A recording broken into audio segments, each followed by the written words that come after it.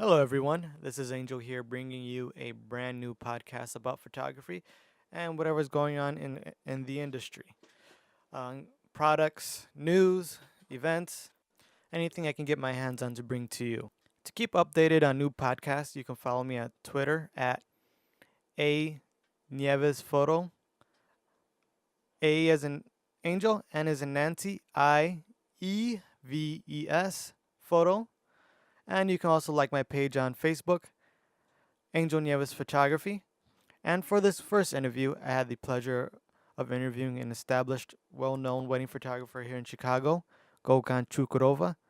I asked him a series of questions about his life, his photography, and how he got started, and so on and so forth. So without further ado, here is Gokhan. All right, and we are recording. Hi, everyone. Welcome. This is Angel here interviewing. Blah, blah. I can't even speak. All right. Well, anyway, it's Angel here interviewing Gokhan Gurkova. Chukurova. Chukurova, correction, sorry. Gokhan Cukurova. So, how you doing today, my kind friend? Great, my friend. Thank you. It's a great honor. Seriously, I think I am the first person you're interviewing, right? Yes. All right. I hope you're telling me the truth. Maybe. Okay. All right. We'll hear. We'll see.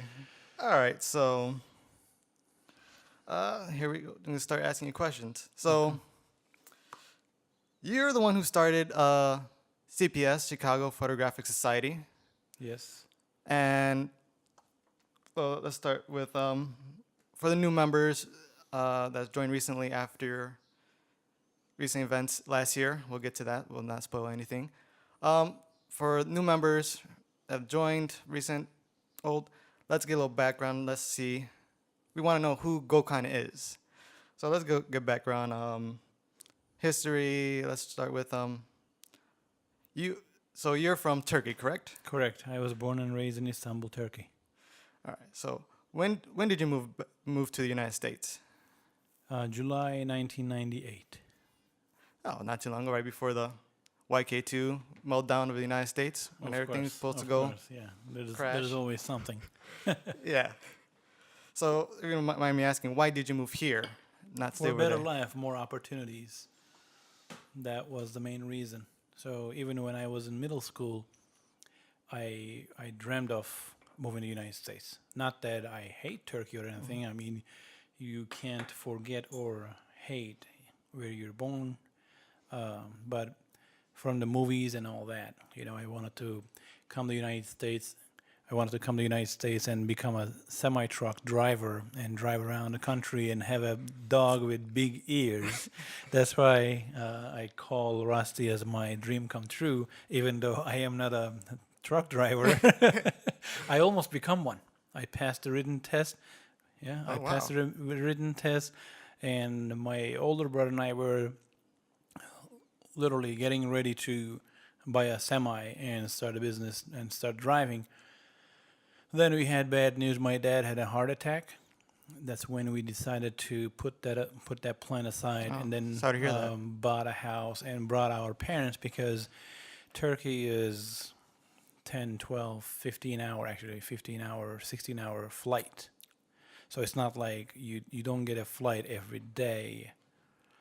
It's not like flying from here to Mexico or Canada. It's a long flight. So we always had a close family. We did have a plan to have them with us, but then that incident realized us that dad is having some issues, and we had to bring him over here. So at least, no matter what, good or bad, we're together. But I don't know if you agree or not. Becoming a long haul truck driver is not something recommended for family life. So No, considering long hours and can be pretty dangerous. yep, that too, and you're not home long. I mean, so many days. I have a friend. Maybe he's gonna get a chance to hear this.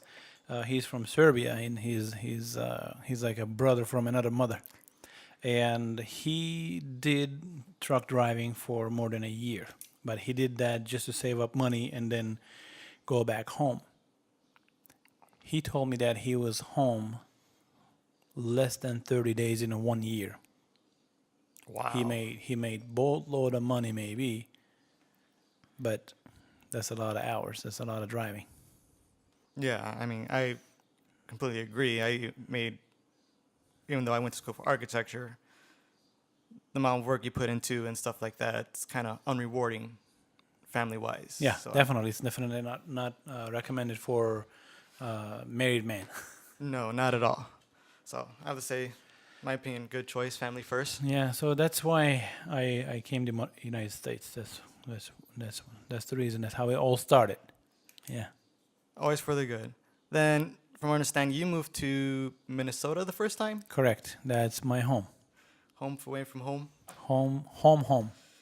How long were Yeah, I've been living in Chicago for 6 years. I've been a wedding photographer for 15, and I hope nobody gets offended. Maybe this is going to be too honest because I did promise you that I'm going to give you my most honest answers. Um, I moved to Chicago, I will never forget, August 1st, 2008. And since then, I have not called Chicago home once. That's understandable. Yeah. Okay. So my home is Minnesota. Yeah, not everybody feels at home here. It's not meant for everybody. I know sometimes I don't feel at home either. I'm designed for warm weather, 80 degrees and above every day. There you go. So I'll So- drink some Turkish tea for There that. you go. And Gokhan does make some very good, delicious Turkish tea, which we are drinking right now. Which I think I'm on my fourth I glass. think so. We have plenty more. All right, good to me. I think I know where I'm going on this stop way home. Little Middle Eastern store by my house. There you go. All right, so why Chicago? Why Chicago? I was hired to photograph a wedding in Chicago while I was a photographer in Minnesota. And I took the job. She saw my work online and hired me to shoot the wedding. And I came down here, but I did have a friend back in Minnesota whose grandparents were from Poland. They immigrated after the World War II. So he's like, as soon as he found out I was driving to Chicago for a wedding, he asked me to buy him some Polish food. After the wedding, I photographed. And on my way back to Minnesota, with the referral of the hotel staff, I went to this store and to buy some Polish food. So I met my wife there. She helped me out on what to order. And then I gave her my card. I told her one day she get married, I'll help her out in return of her helping me out because that store was so jam-packed. Nobody spoke English. I didn't know what to order. I didn't know what kind of Polish food would last 7-hour drive back to Minnesota. So she helped me out, and I said, here's my card. I'm a wedding photographer. So one day you get married, you call me, I'll help you out. And the funny story actually gets better. She was working there, and it was her last day, last hour and a half maybe, working there. So if I walked into that place hour or 2 hours later than I did, I would have never met her. Oh wow! The rest is history. So it sounds like it was meant to be. I guess so. Never look back. Always a good thing. Minnesota's fun. I've been there once for work. So after 2 years of long distance back and forth, I ended up leaving everything over there, family, work, everything, and then moved down here and then did a fresh start. So my first job in Chicago was actually driving a cab. And I worked in a restaurant. I did valet downtown Chicago because I arrived towards the end of wedding season, so there was no work for me to book in Chicago. I didn't know any neighborhoods. I didn't know anybody who would refer me, nothing. So I had to make a living one way or another, but knowing that next season would be good because I did start from scratch when I moved from Turkey. I arrived with a duffel bag with less than $50 in my pocket when I put my foot on the ground.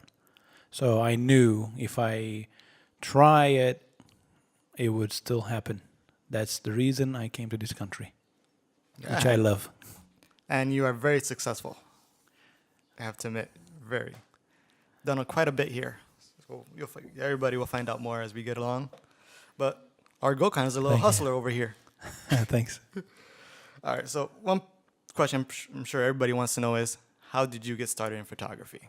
What was your start? A lot of people say, I was the photographer of the family. I always liked taking pictures. And for a lot of people, it really is a true story. It's in our DNA. When I was growing up, I was the person who wanted to grab the camera and take the picture whenever there was a family event. Nothing seriously happened until I graduated from college. Then I started working in a very high-end bars in Turkey, in capital of Turkey, in Ankara. I have hotel management degree in college in Turkey, so I have personally served to Prince of Belgium, Prime Minister of Turkey, top generals in Turkish military. Those were the people who would come to our bar. Oh wow, that's So pretty good. on my way to work to this bar, this was Sheraton Ankara Hotel. It's shaped as the Pisa Tower. Oh wow, Yeah. that's pretty cool. I like to go there. So on my way to work, I would switch two buses. From one bus to the other bus. When I get off, I have to walk a little bit to take the second bus. I would walk by a camera store. Two storefront windows with the door in the middle. I would walk by that store and look at the cameras every single day. On one side of the storefront windows, they had Canons and Nikons. On the other side, they had the cheaper Russian-made Soviet cameras. And nothing to hide, I didn't have, forget about buying a camera, enough money to buy a film. But there are some world-class photographers who are from Turkey. And every time Ara Güler, he is Armenian descent Turkish photographer, still alive. He's probably close to 90 years old now. He is the only Magnum photographer. He was in Magnum agency and then he left with his own will.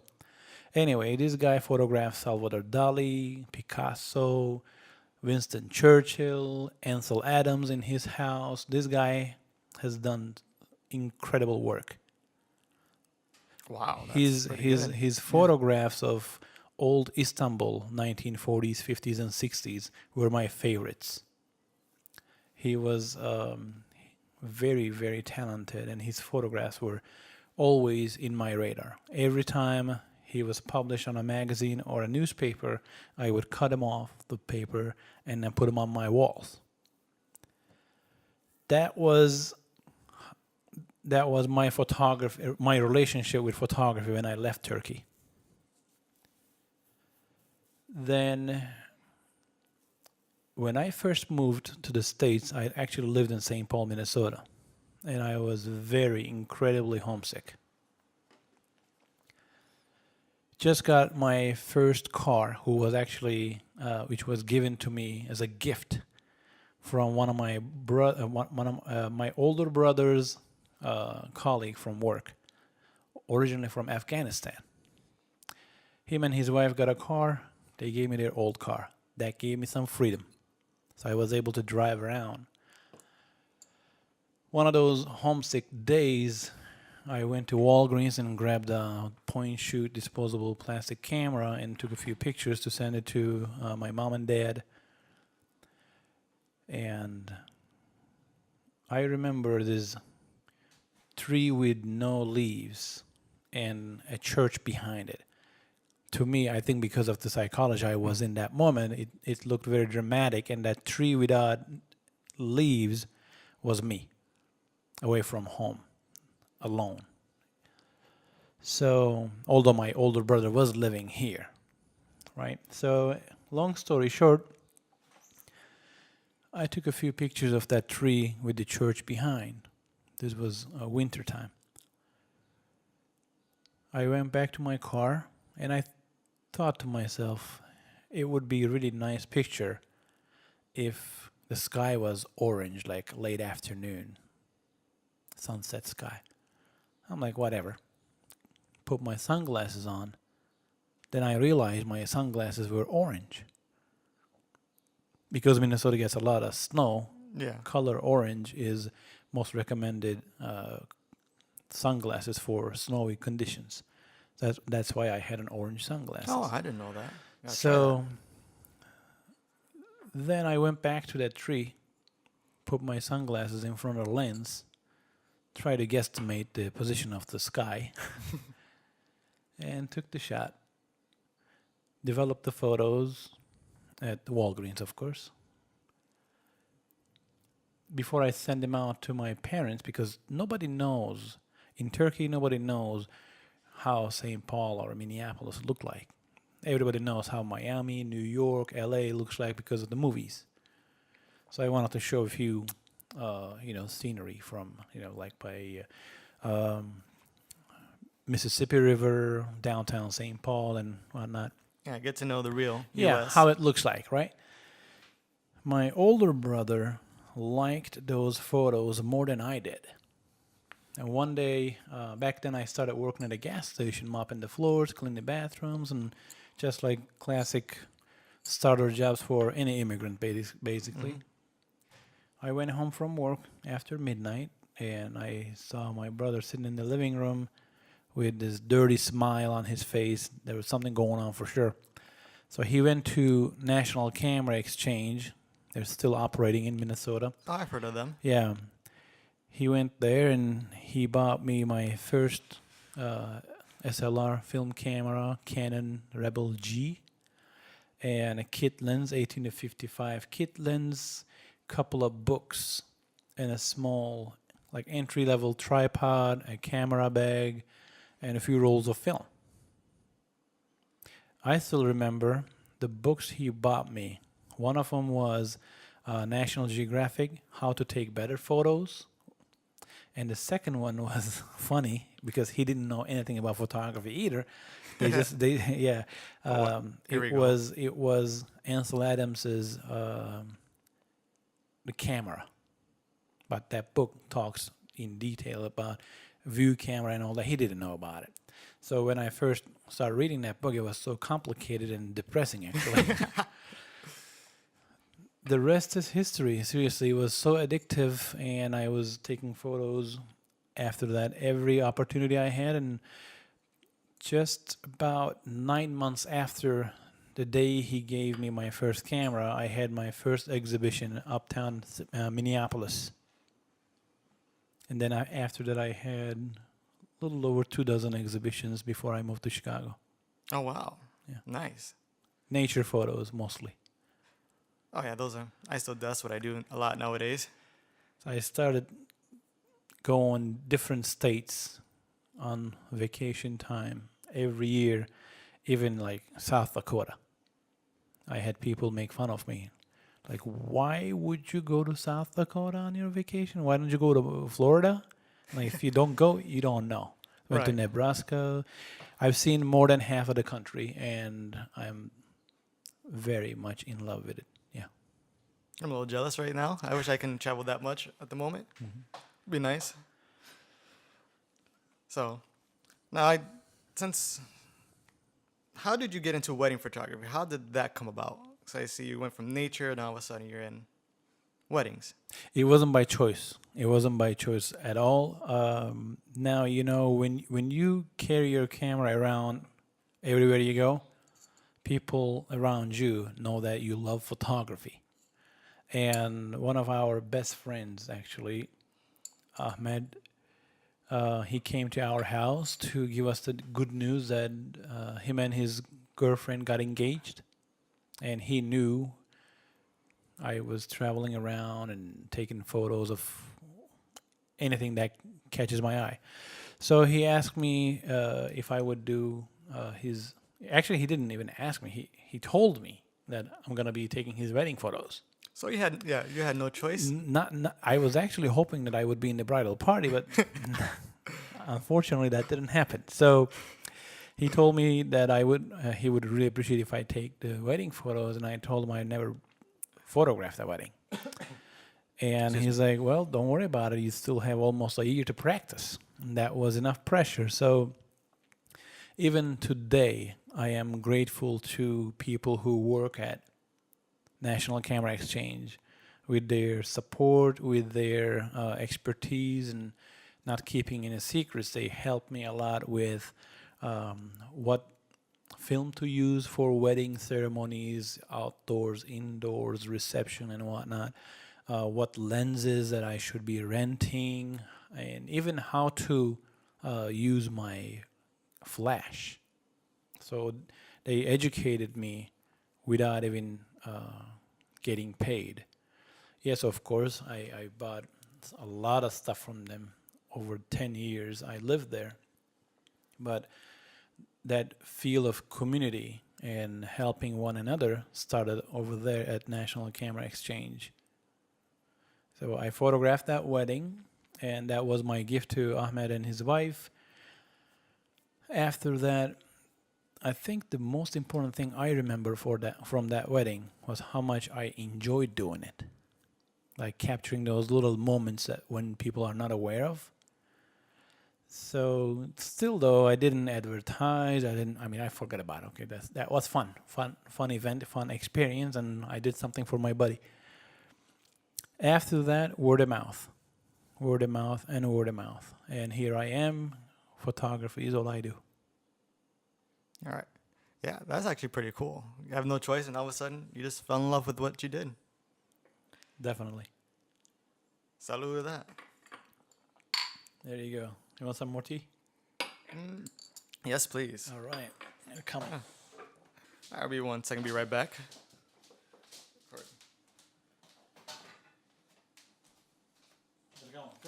It's going good. Yeah. I have to edit just this little part. Maybe not. I'll just leave this in.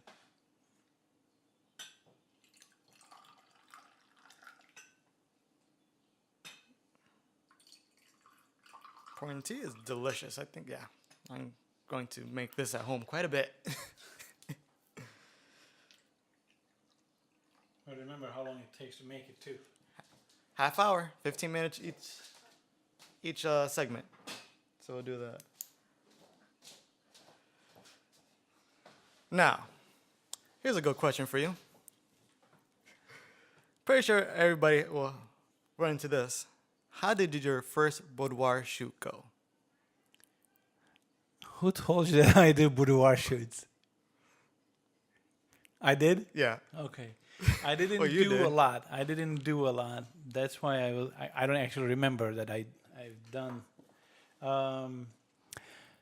My first boudoir was a friend of mine. We worked at a restaurant together after I moved to Chicago. And when I went to Las Vegas for a convention, photography convention, she found out I was going there. Let me rewind a little bit back. She moved to Las Vegas. This is a friend of mine from work, moved to Las Vegas to move in with her boyfriend. So we were going to do a photo session for her here. Our schedules didn't fit. We couldn't make it. And she's like, would you do it? I said, I'll do it if you bring your boyfriend with you to help me with lighting and doing this and that. But plus, you two would come out the next day after the convention. There's this ghost town outside of Las Vegas that I found. And I'm like, you guys come over there, we'll do like an engagement session type of photo shoot. If you're willing to do that for me, I'll do your boudoir. So she was more than happy to hear that. And instead of taking the gear from here, before I left Chicago, there is a company in Las Vegas. I rented the lighting over there. I brought my camera with me. Then they delivered the light to my hotel. I photographed it. How did it go? I think it went great. It was a very educational experience, but by then, this was like 3 years ago or so. So I was not a newbie photographer. So you gotta know a couple of things, Yeah, I can like imagine it's.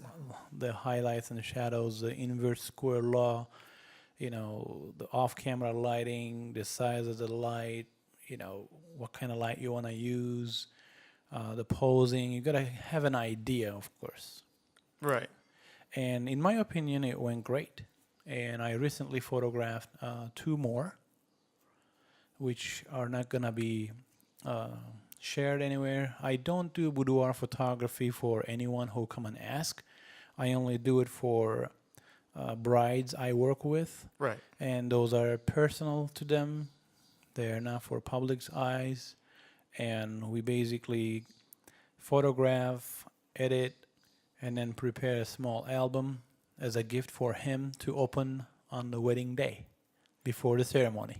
Right, because I mentioned you've done that before. This is why I Yes. asked. So that's a great hit. I mean, for the groom, you should see his face, and I bet they can't wait for the night to come. Oh yeah. All right. So that's why I asked. I know you mentioned one day that you're doing a boudoir shoot. It was a surprise for the groom. So I know Correct. Yeah. situations like this. I'm pretty sure people have difficulty probably dealing with how to pose. You can't touch. You're trying to figure out. Some people could be a little uncomfortable. Thanks to, I should say, my personal skills, my people skills, Oh, you have to say you're a great people person.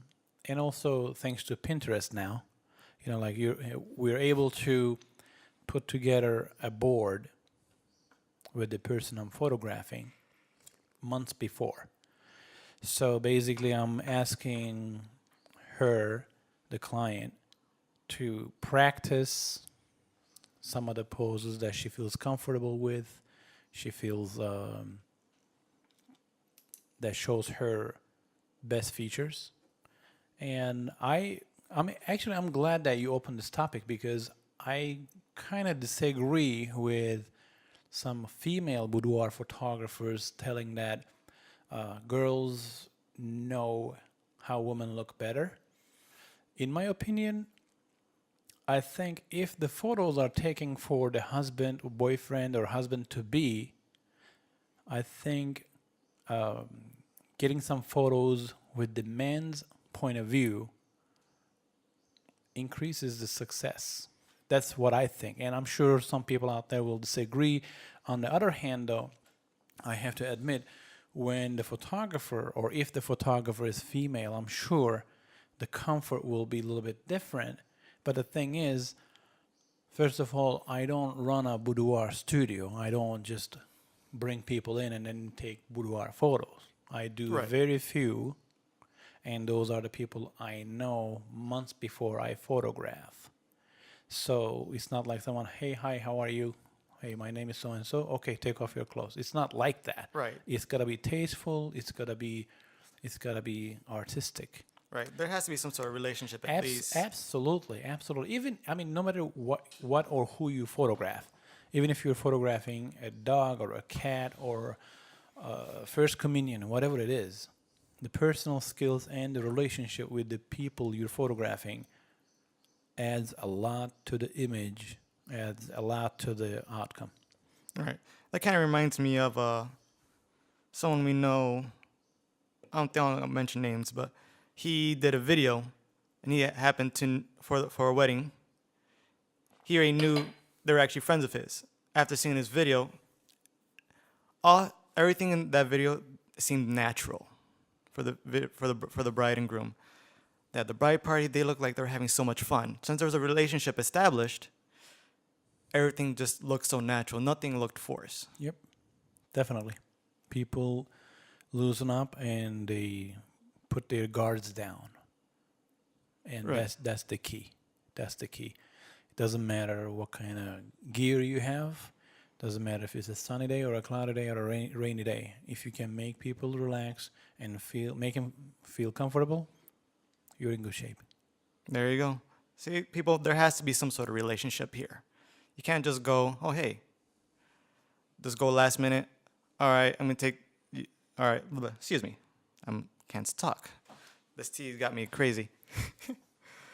You can't just go client, hey, I'll do your wedding. I'll see you the day of the wedding. Can't disagree with that with you. Like you, there has to be some sort of relationship going on there. Comfort, everything comes out more natural, in my opinion. Absolutely.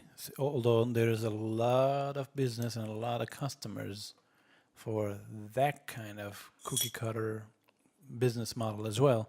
But again, the photographer has to make that choice. What kind of business, what kind of client you want to work with or Yeah. work for. Right. In the end, yeah, you do choose your own client, so to speak. Yeah. You kind of have to. Yeah. You can't be the photographer for all. There is no way, and you shouldn't be. Right. And this actually leads me on to my next question. What are your worst and your best experiences with a client? If you don't mind answering that question. No, I don't mind. I have photographed maybe 500 weddings. So it would be really hard to pull one together. Just for your listeners, just for the record, these questions are being asked just like first time. I do not know. I didn't know any of these questions. I didn't prepare anything. Just sit down and just take in the questions as they come. So I would really have to dig deep to find the worst or the best, but I should be able to tell you one of the worst and one of the best, Yeah. maybe. Maybe even just a situation you were put in. Maybe something that stuck out to you that it was either your something that was very very memorable, or it was like your Memorable. Let's work with memorable because I love working with people. I love emotions. I love people in love. So this wedding, this was I think 3 years or so ago, and my groom was a professional bodybuilder. During the cocktail hour, I noticed that there was some negative energy, there was some nervousness going on, and I asked the maid of honor, who was the sister of the bride, I'm like, what's going on? It was like people were so nervous. They said Brian was sick, Brian, the groom. the groom. Okay. I thought maybe he had stomach problems or something. Unfortunately, because of the stress of the day, he didn't eat. He broke his daily routine, the diet, the special diet he was on. Oh wow. So Okay. he was thrown up and he had, I think, very, very dangerous level of diarrhea and a high blood pressure. Oh. So just minutes before the grand introductions, an ambulance arrived. And I was there. They said his blood pressure was dangerously high. They cannot treat him there. They had to take him to the ER. So that night, there was no introductions. They took him away. There was no introductions, no cake cutting, no first dance, no music, no nothing. Just people sitting and crying and praying for him to be well. And the very next day, they were supposed to go for their honeymoon. Long story short, knowing the bridal party, knowing the family before, way before the wedding, having that relationship established, I was getting my updates from the best man every 5-10 minutes if there's anything going on. He told me he was gonna come back around 10:30. They're gonna release him. He was feeling better. I told him right then I had my game plan on. And this was still in the evening, or this is following day? Same day. Same day. Okay. So to at least cheer up the people, they started the music after dinner, and people started dancing little by little. It took a while. Around 10:30 or so, he returned, but I organized a big surprise for the bride. All right. That is when wedding photographer takes charge of everything. That's a good experience, maybe I should say. So you become the wedding planner pretty much. Yes, I actually was. I found out their most favorite song and had the DJ put that in the queue and told the best man to come and let me know minutes before he arrives. So I went outside with all the groomsmen and the father of the bride, greeted him. Then we created a V. We walked in and had Brian hide behind us. As soon as we walked in the room, I gave the signal to the DJ. He started playing that song. Seconds later, Brian hiding behind me, I went to the bride. Her back is facing. I just pulled to the side and had Brian tap on her shoulder. She didn't have any clue that he was coming back. She turned around, and that hug, that kiss, made everyone cry, including me. And we started taking a lot of beautiful photos.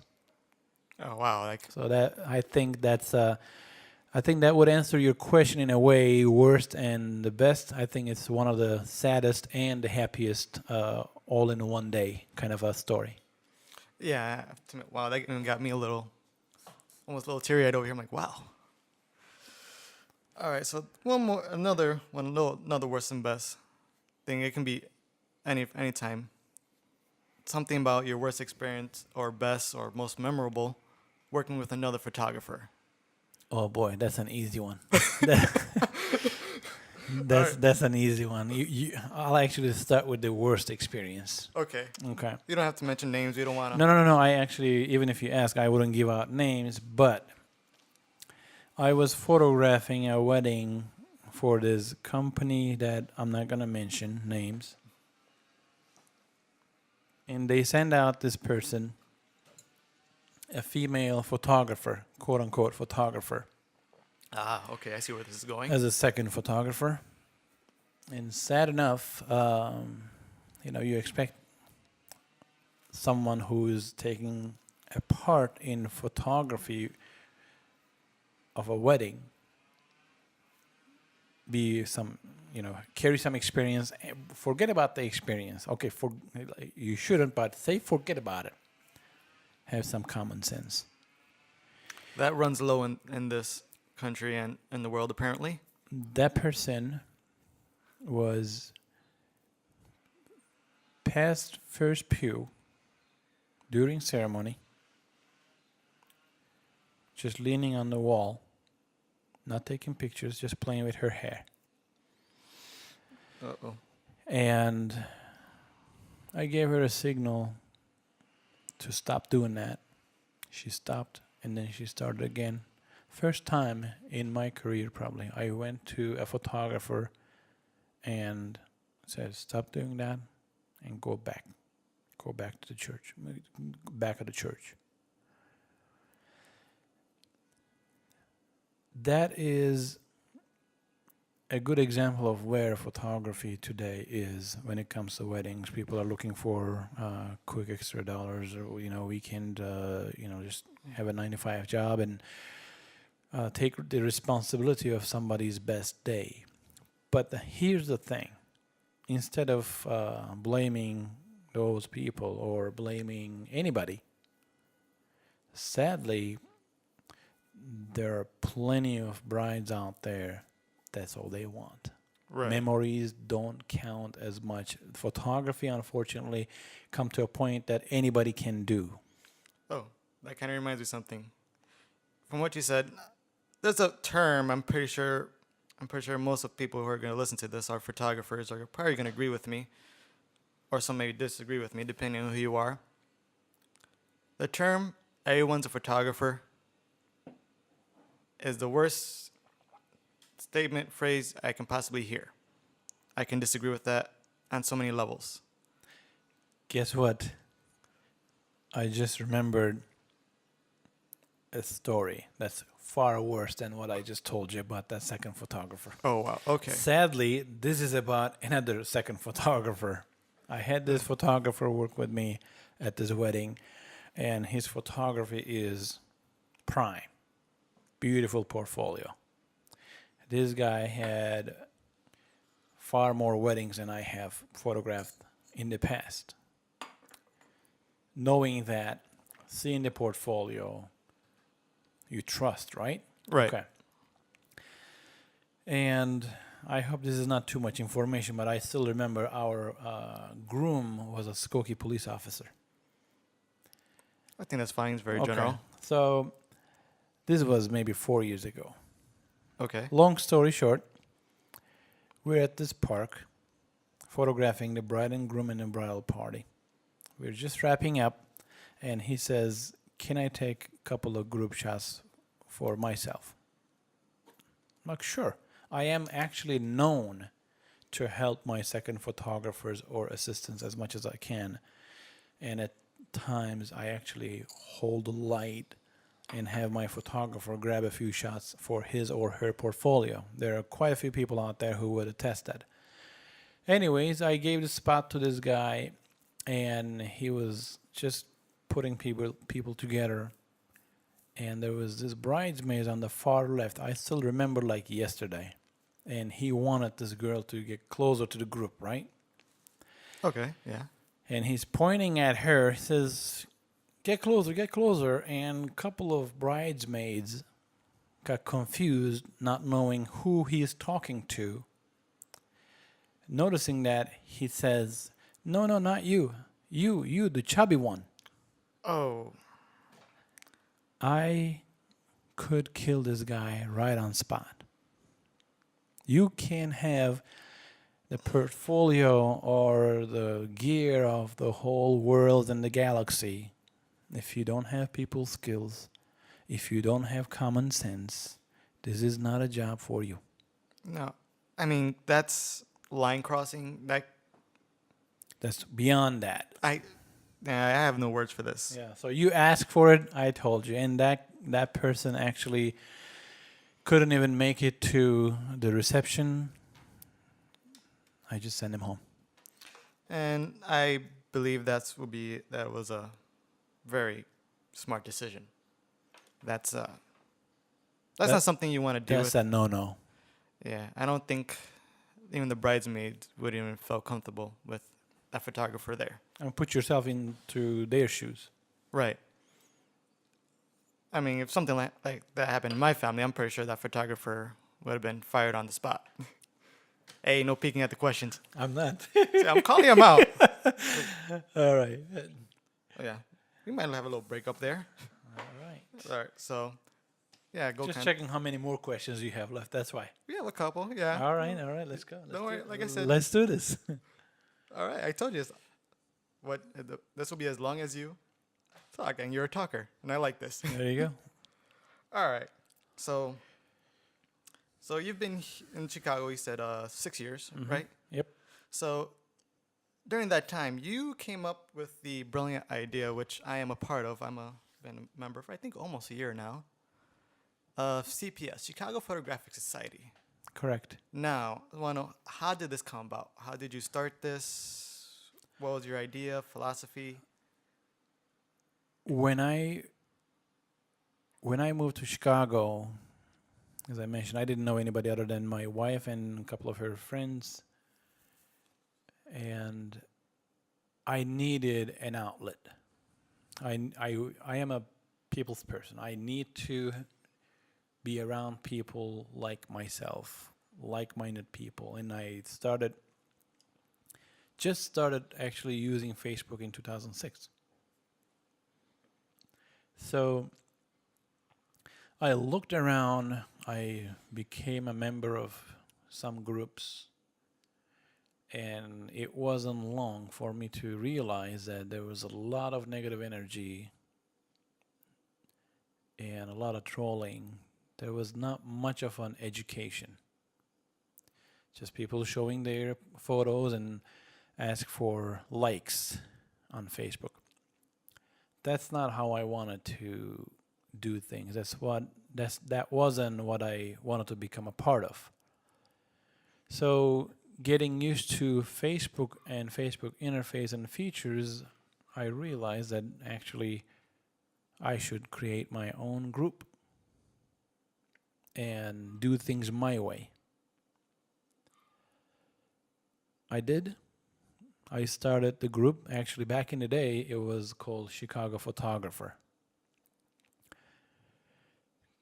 As soon as we reached about 300 members, I got personal messages from two local Chicago photography group admins accusing me for dividing the attention, dividing the community by creating one new group, which was not my attention.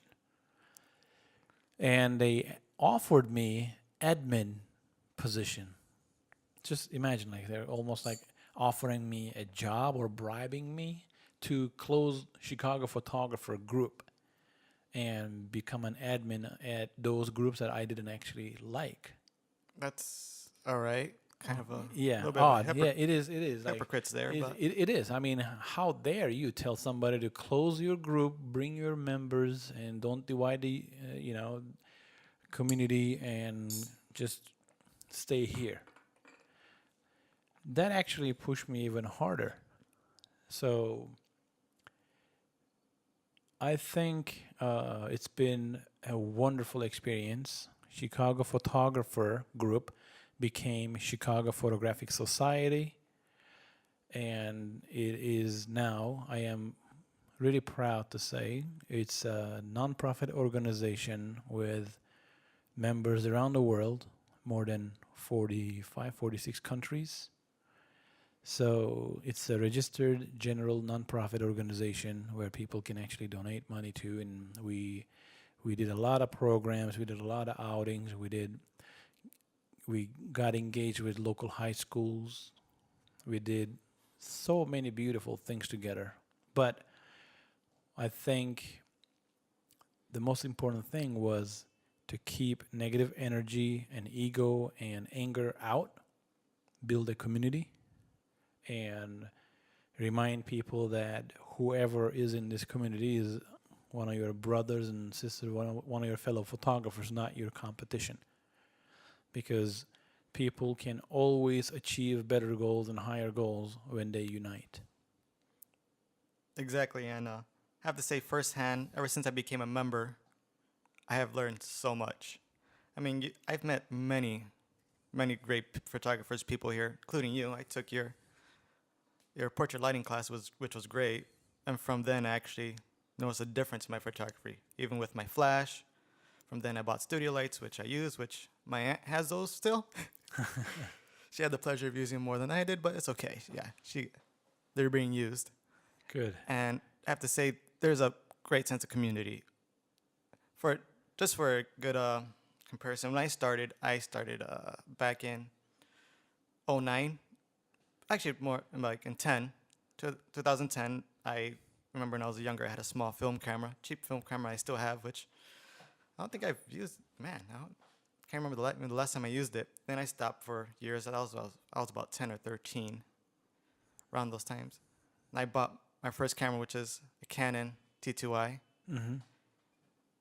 And I started to, because I built furniture on the side, I wanted to photograph my furniture. That started growing to something else, and I started to grow into something else, and not knowing where to go. My aunt, who's been a part of this and knew you, introduced me to you and the organization, which from there I've met many great people. I've learned tremendous amount. I look at pictures from 3-4 years ago, from when I first started, and now it's completely different. I have to say, I owe a lot to Chicago Photographic Society for much of my education. A lot of great feedback. Great to hear. Yeah, from posting on Facebook, where you get a lot of information from, getting a lot of feedback from other people, earned quite a bit. Since the beginning, we had absolutely zero tolerance for negative energy. We had we have our rules for giving critiques. Right. you know. So you got to say something good about a photograph before you critique what you don't like about it and how you would do it later if you were doing it. And also, offer critique when it's asked. Right. So we don't, allow people to just go say, "Hey, what kind of picture is that?" We don't allow that kind of attitude, and having that outside, that energy out.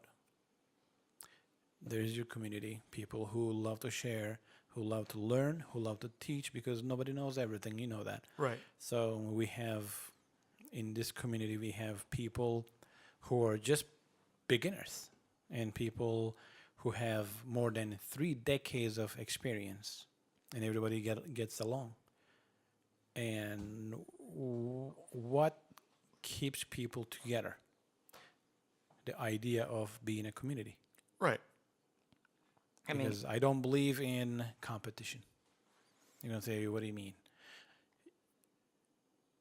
In whatever field you work, there's going to be competition. right. You are your only and biggest competition.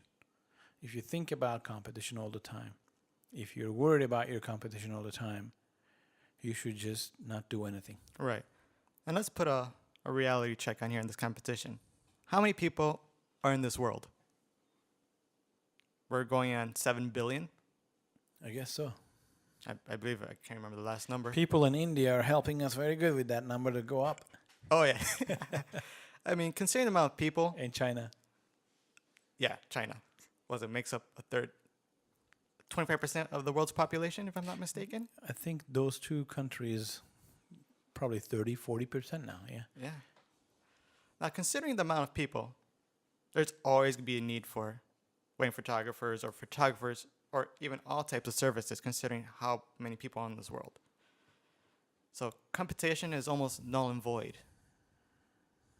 Because there has to be, you have your supply and demand. Competition also can be a great source of education too. Exactly.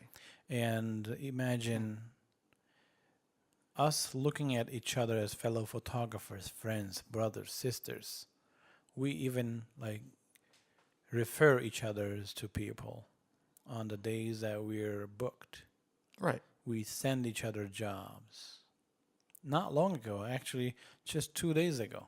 So today is the 31st, May 31st, right? Saturday, 2014. Yes, it is. So 2 days ago, I sat down with a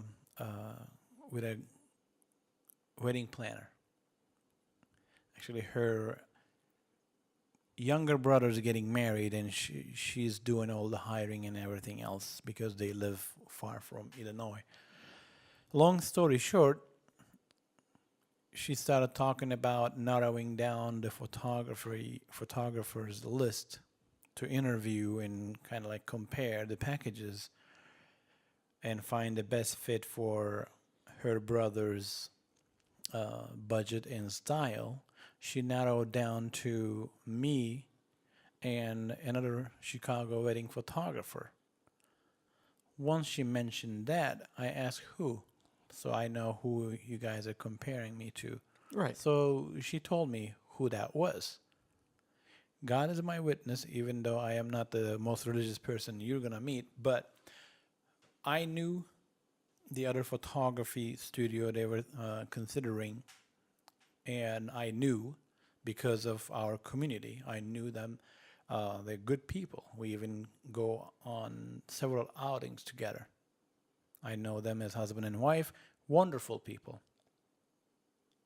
And I told them straight up, I told her, they're great people. Either you hire me or hire them, you're going to be in good hands. Simple. Simple as that. That's it. I mean, I've been offered jobs too. It's I prefer things I just haven't taken. Pass them off. Very simple. People see a sense of there's a sense of community here, relationships. So competition is really solely for learning at this point from what we're talking about. Mm-hmm. Absolutely. Okay. Last year, Gokhan, you stepped down from CPS. Correct. Now, I don't know if you don't mind telling us a little bit more about your decision, why, what's going on, if you wish to mention some things, but your Yeah, thoughts. definitely. I knew that I was gonna step down maybe more than 6 months before I stepped down. That was a decision I made for myself. I wanted to spend more time with family, and I started and managed Chicago Photographic Society for more than 4 years. So it was time for me to step down and bring in new leadership and have some more time for myself and family and build a family. Actually, as you already know, we have a baby in the way. So it Congrats was, again. thank you, and it was I think a wonderful decision. We have a very well equipped, great new leaders. They were the board members from my term. So after 4 years, it was kind of a good time to just bring fresh blood into it, new leadership. So as you know, I spent several months talking to the future leaders of CPS. So they were even more comfortable and more knowledgeable of the daily operations and industry connections and all that stuff. So by the end of last year, it was perfect timing for me to step down, and it was a wonderful goodbye party in December that I will never ever forget. No, you won't. I remember that. Definitely not. Great Definitely party. not. It was for me founding, leading, working and building a community with CPS members was probably one of the best experiences in my life.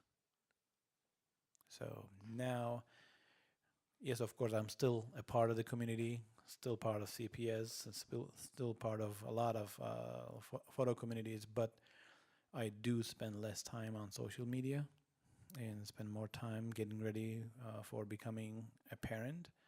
It's a lot of work and it's very exciting. I can't wait.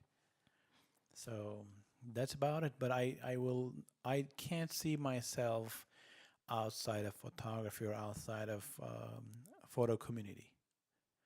Just my leadership position ended last year, but I am a proud member of CPS. I'm a proud member of CPC. I'm a proud member of PPA, WPPI, you name it. So, community is a good thing. Agreed. Then, just let's go to a little random here now. I know we wanted to deliver some message during this interview, and I think we pretty much delivered a great message considering its sense of community, relationships, developing relationships, and how just helping each other out will make everybody succeed. Absolutely. There's I will say that I think we delivered a message quite well. Well done. Thank you. So, anything else you want to bring up? We still got plenty of time if you want to keep going. No, I mean, if that's all, I think we're good. All Yeah. right. All right. So one last question, which I think I'll bring up. No, not don't worry. This is just a simple one. Any words to the new members of CPS or new photographers? Anything you just want to? Oh, trust me, if you keep asking, we're going to be sitting and talking here for 10 hours, and you definitely don't want that. But One thing. I'm leaving you to maybe one, two, maybe depending, but one. Just your one little message, your little spiel that you want to give to new photographers, even at CPC, new members, what's going on? CPS, sorry. well, yeah, CPC too. CPC, as you know, we considered them as our sister organization since the beginning. Right. So we always supported them as they always had educational programs like we did. So my message to photographers would be that can actually be a long message, but when you walk out of the house, leave your ego at home. Read your camera manuals. A lot of times I come to that people do not read their camera manuals. Just know turn on the camera, turn on and off switch, and the shutter release, white balance and aperture, and that's about it.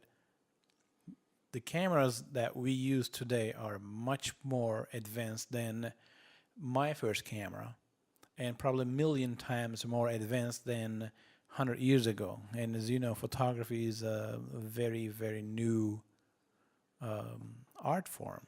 So it's actually in its, you know, like just turned not even 200 years old, almost 200. So, long story short, the cameras today are so much more capable. But nobody's gonna make you a better photographer but you. So, you gotta read your manual because that's your tool of trade and learn how to read and see the light.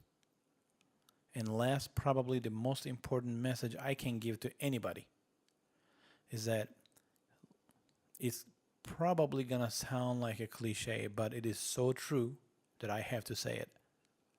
Learn the rules and break them into pieces.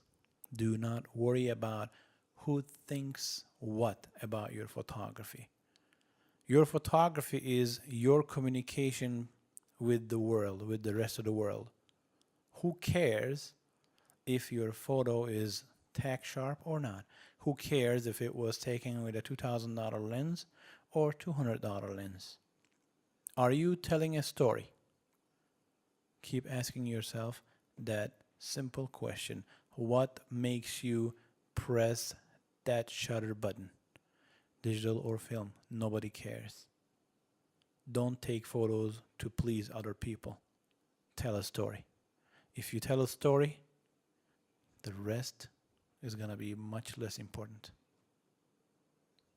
All right. There you have it, folks. Gokhan Cukurova. Cukurova. Cukurova. C as like CH. Chu. All right. So now everybody knows how to pronounce Gokhan's Churukova's name. Cukurova. Cukurova. I still can't say it right. That's okay.